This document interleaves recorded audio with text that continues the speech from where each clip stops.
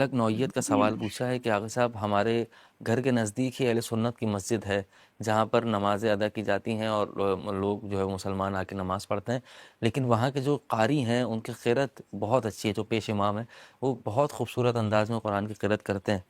اسی کے برعکس ہمارے جو امام بارگاہ میں مولانا صاحب ہیں ان کے کچھ اعمال ایسے ہیں کہ جو میں نے دیکھے ہیں اور میرا دل ان سے مطمئن نہیں ہوتا، یعنی میں ان کو عادل نہیں مانتا، اور وہ تلاوت میں بھی تھوڑی جو ہے وہ خرابی ان کی میں محسوس کرتا ہوں۔ تو آغا صاحب کیا میں اہل سنت کی مسجد میں جا کر ہی اپنی نمازیں ان کے پیچھے، ان کے امام کے پیچھے ادا کر سکتا ہوں یا نہیں؟ اور خاص طور پر نماز جمعہ میں اہل سنت کی مسجد میں ادا کر سکتا ہوں یا نہیں، اس کی وضاحت فرمائیے۔ دیکھیں جی، جہاں تک شیعہ پیش نماز کا تعلق ہے، ہمارے ہاں شیعہ پیش نماز کے پیچھے نماز پڑھنے کی شرائط ہیں، بلکہ پیش نماز کی کچھ شرائط ہیں، وہ شرائط ہیں تو وہ نماز پڑھا سکتا ہے، ورنہ نہیں پڑھا سکتا۔ مثلا اگر مقتدی نماز پڑھنے والے مرد ہیں تو امام جماعت کو مرد ہونا چاہیے، اور مرد کو عورت نہیں پڑھا سکتی، لیکن عورت کو مرد پڑھا سکتا ہے۔ مرد مرد کو پڑھا سکتا ہے، مرد عورت کو پڑھا سکتا ہے، اس طرح عورت عورت کو پڑھا سکتی ہے، لیکن مرد کو نہیں پڑھا سکتی۔ ایک یہ شرط ہے۔ دوسرا یہ کہ اس کو حلال زادہ ہونا چاہیے۔ تیسری ایک اس کو عادل ہونا چاہیے، قرات اس کی ٹھیک ہونی چاہیے۔ مثلا ہم چونکہ عرب نہیں ہے عین ہے، سے ہے، سواد ہے، واد ہے، جو ہے نا وہ ذوین ہے، جو ہے نا وہ یا ذال ہے، یہ وہ ہیں کہ ہم عجم جو کہ عرب نہیں ہیں، جب تک نہ سیکھیں، پریکٹس نہ کریں، ہم اس کی صحیح ادائیگی نہیں کر سکتے۔ عرب بچہ بھی پہلی دفعہ اگر ہے بولے گا تو وہ ہے بولے گا، عین بولے گا، سواد بولے گا، واد بولے گا۔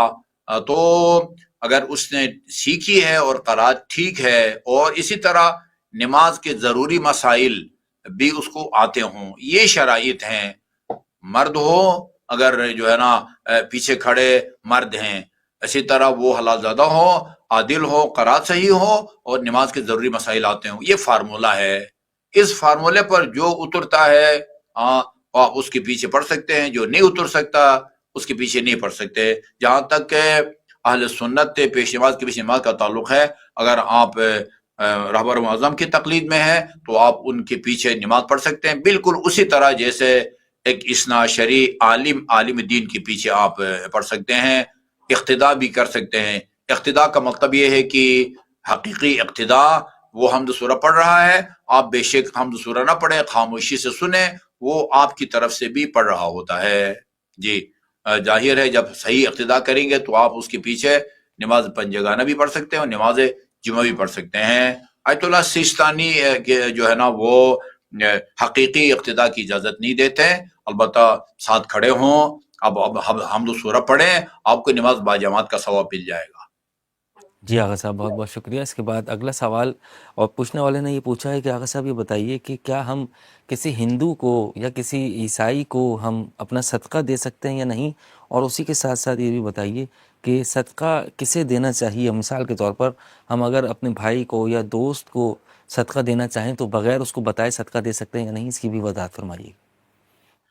جی پہلے میں دوسرے سوال کا جواب دوں گا کہ جب کسی کو آپ دیتے ہیں تو بتانا ضروری نہیں ہے، بلکہ مناسب بھی یہی ہے کہ اس کو نہ بتایا جائے۔